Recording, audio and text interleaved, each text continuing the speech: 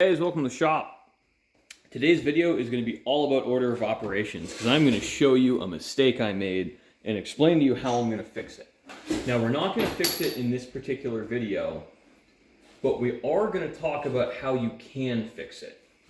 And all it's going to take is a piece of scrap aluminum getting clamped on here to support this part for the drilled holes.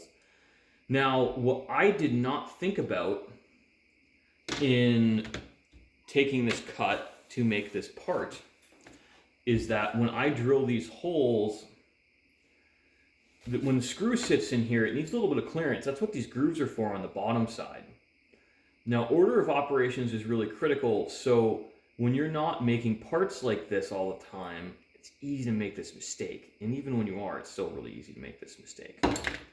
So you see how when we're in here, that screw sits in that little groove. And you need those. So, well, how do I cut that? I could do it the way they did, milling it.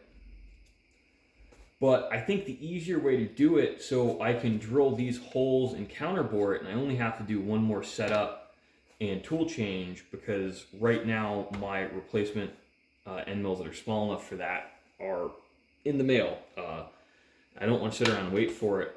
What I'm going to wind up doing is, after thoroughly deburring this part,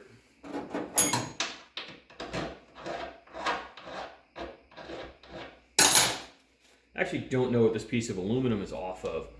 I am going to hold the part like this and drill the hole. So because this is a similar material, drill bit's not going to want to deflect like it would if these weren't clamped together. This is actually from the same bar of aluminum, so they're very similar materials.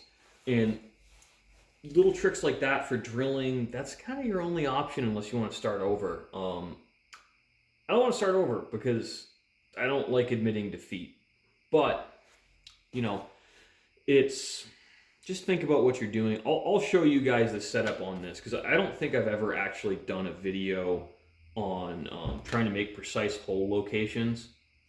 So we need these to be a pretty specific distance apart, and hopefully we get it right the first time. If I don't get it right the first time, we're going to admit it. Now, one of the measuring difficulties on this is you see how it's split.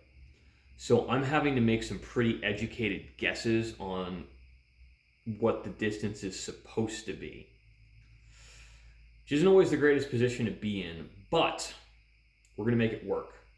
Now, the tricky part is this cut here, because we're going to be really thin. I'm not entirely sure how I'm going to do that, and I think I am going to skip corner rounding this and just break all the edges of the file, because I don't want to deal with it, really. This is a part for me.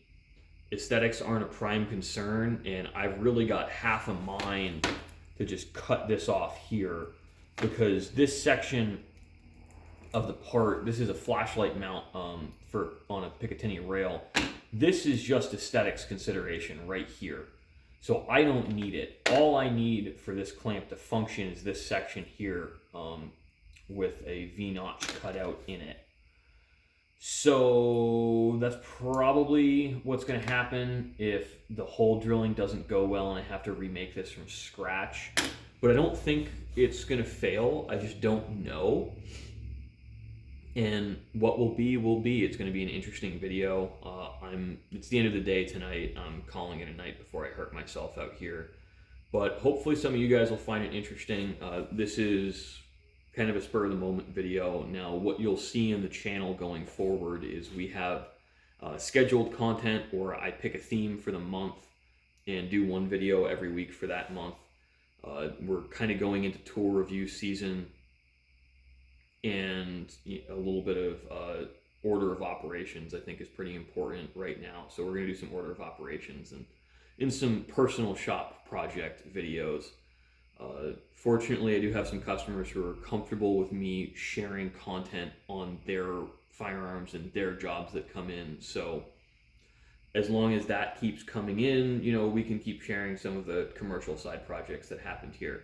So thanks for watching, guys. I hope you enjoyed. And the guy who commented on my 5 tips to get better at machining video and suggested this, thanks for helping me eat my humble pie. So thanks again for watching, guys.